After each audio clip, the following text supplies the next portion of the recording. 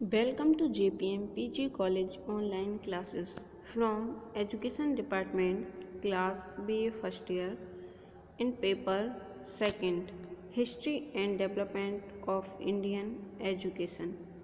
And today's our topic is environmental education या पर्यावरणीय शिक्षा। तो स्टूडेंट, ये एनवायरमेंटल जो एजुकेशन नई अवधारणा है जो अब क्या है कि जो शिक्षा का एजुकेशन सिस्टम है या शिक्षा प्रणाली है उसमें भी स्वीकार कर ली गई है, क्योंकि एजुकेशन और इन्वायरमेंट दोनों एक दूसरे पर डिपेंड है। यदि बालकों को अगर प्रारंभ से ही पर्यावरण के संबंध में अच्छी समझ या अच्छी शिक्षा आदि की व्यवस्था करें तो वह पर्यावरण के संदर्भ में जितना कुशलतापूर्वक अधिगम करेगा या सीखेगा उसी प्रकार की सृजनात्मक क्षमताओं में वृद्धि भी करेगा। जैसे कि स्टूडेंट्स इसमें लिखा है, एनवायरमेंटल एजुकेशन के अंतर्गत कि पर्यावरण शिक्षा में लोगों को बताया जाता है कि प्राकृतिक पर प्रदूषण मुक्त पर्यावरण को बनाए रखने के लिए पारिस्थितिकी तंत्र को कैसे व्यवस्थित रखना चाहिए, अर्थात पर्यावरण के विविध पक्षों, इसके घटकों एवं मानवों के साथ अंतर संबंध है। पारिस्थितिकी तंत्र, प्रदूषण, विकास, नगरीकरण, जनसंख्या आदि का पर्यावरण पर प्रभाव आदि की समुचित जानकारी जो है वो पर्यावरण शिक्षा के माध्यम से स्टूडेंट्स को दे दी जाती है ताकि वो पर्यावरण के प्रति जागरूक रहें। जैसे कि NCERT ने अपनी जो उनकी एक मैगजीन थी उसके अकॉर्डिंग बात करते हैं तो बताया था कि पर्यावरण शिक्षा का अर्थ क्या है कि बालकों में उनके लिए निकट व दूरस्थ समय एवं स्थान से रिलेटेड संपूर्ण भौतिक व सामाजिक वातावरण के बारे में चेतना और समझ पैदा करना है। स्टूडेंट्स, अब हम बात करते हैं भारत में पर्यावरण शिक्षा। तो लिखा है कि लगभग 40 वर्ष पहले शिक्षा आयोग ने पर्यावरणीय शिक्षा को औपचारिक धारा से जोड़ने की सिफारिश की थी। इसी का अनुसरण करते हुए NCERT से लेकर बहुत से स्वयंसेवी संगठन इस संदर्भ में सक्रिय हो गए। जैसे कोठारी आयोग है, NCERT और कई आयोग हैं स्टूडेंट, इन्होंने पर्यावरणीय शिक्षा देने की पहल की और इनकी पहल का अनुसरण करते हुए बहुत से स्वयंसेवी संगठन हैं जो वो पर्यावरण शिक्षा की दिशा में एक्टिव हो गए हैं।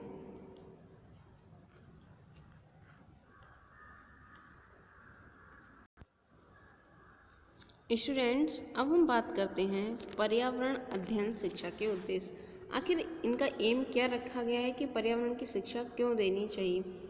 स्टूडेंट, अगर हम इसको वर्गीकृत करें तो ये 3 टाइप्स में वर्गीकृत किए जा सकते हैं। जैसे कि एक तो होता है वैयक्तिक उद्देश्य, इंडिविजुअल एम, जो पर्सनली होता है, जैसे किसी बच्चे में सौंदर्य बोध का विकास करना या पर्यावरण के प्रति क्या कर्तव्य हैं या फिर स्वच्छता, इस संबंध में जो इंडिविजुअल होते हैं वो हो गए। नेक्स्ट है सोशल एम्स या सामाजिक उद्देश्य, जैसे कि समाज में जागरूकता फैलाना, जो कि and organization of conference and seminar related to environment, या फिर कोई कार्यक्रम है वो पर्यावरण से संबंधित, उसमें पार्टिसिपेट करना। And next is encourage healthy social traditions, जैसे स्वस्थ सामाजिक परंपराओं को प्रोत्साहन देना। ये आ सकते हैं आपके सोशल एम्स में। नेक्स्ट मैंने बताया था आपको स्टूडेंट्स राष्ट्रीय उद्देश्य या नेशनल एम्स। नेशनल एम्स में जो राष्ट्र से संबंधित हो, जैसे कि राष्ट्रीय प्राकृतिक संपदा की सुरक्षा करना और उसको बढ़ाना, या फिर है ऊर्जा के जो गैर परंपरागत स्रोत हैं उनका प्रचार करना, जैसे पवन चक्की, सोलर ऊर्जा, गोबर गैस, ये सब क्या है स्टूडेंट, गैर परंपरागत स्रोत। तो इस तरह से इन चीज़ों का अगर यूज किया जाता है तो पर्यावरण जो हमारा है वो सेफ बना रहता है और जो उसमें प्रदूषणकारी तत्व होते हैं वो कम मात्रा में होते हैं। तो ठीक है स्टूडेंट, अगर इसको वर्गीकृत किया जाएगा तो इंडिविजुअल एम्स, सोशल एम्स और नेशनल एम्स में किया जाएगा। अब यहाँ जो लिखा है उसकी बात करते हैं। नंबर 1 लिखा हुआ है कि बच्चों को उनके वास्तविक संसार से परिचित करवाना और पर्यावरण का ज्ञान एवं विकसित करना, उनमें समझ। जैसा जो बच्चा है उसमें अपनी प्रकृति के प्रति क्या सामाजिक और सांस्कृतिक से परिचित कराना कि हमें अपनी प्रकृति में रह के ऐसे कौन से सामाजिक और सांस्कृतिक कार्य करने हैं जो उचित हैं, जिनसे हमारे पर्यावरण को कोई हानि नहीं पहुंचनी है, और पर्यावरण आखिर क्या है इस चीज़ की ज्ञान और समझ बच्चों में विकसित करना, या फिर कि हमारे किन क्रियाकलापों से पर्यावरण को हानि पहुंचती है, या हमें क्या क्या सावधानियां रखनी चाहिए अपने पर्यावरण को शुद्ध रखने के लिए। नेक्स्ट बात करते हैं हम स्टूडेंट, प्रकृति में पारस्परिक निर्भरता तथा संबंधों का ज्ञान तथा समाज का विकास करना, कि जो प्रकृति में पारस्परिक निर्भरता वाले तत्व हैं उन सभी से स्टूडेंट्स को अवेयर कराना या उनके संबंध में जानकारी उपलब्ध कराना। नेक्स्ट है पर्यावरण से संबंधित विषयों को समझने में उनकी सहायता करना। पर्यावरण से संबंधित विषय जैसे कि पारिस्थितिकी तंत्र है और जितने भी हमारे पर्यावरण से रिलेटेड हैं जैसे कि पॉपुलेशन, पॉल्यूशन, इस सब चीज़ों को समझना। नेक्स्ट है पर्यावरण के अनुकूल मूल्यों को प्रोत्साहित एवं पोषित करना। वे चीज़ें जो पर्यावरण के अनुकूल हों और पर्यावरण को हानि ना पहुंचाएं, उन सब चीज़ों से बच्चों को अवेयर कराना। नेक्स्ट है अवलोकन, रचनात्मक कौशल तथा सकारात्मक क्रियाओं को बढ़ावा देना, जैसे कि निरीक्षण से रिलेटेड या फिर सृजनात्मक कौशल हैं या पर्यावरण से रिलेटेड कोई पॉजिटिव एक्टिविटीज़ हैं उन सबको बढ़ावा देना। नेक्स्ट है पिछले और वर्तमान पर्यावरण के मध्य तुलना विद्यार्थी कर सकें कि अतीत से अब में पर्यावरण में क्या परिवर्तन आया है।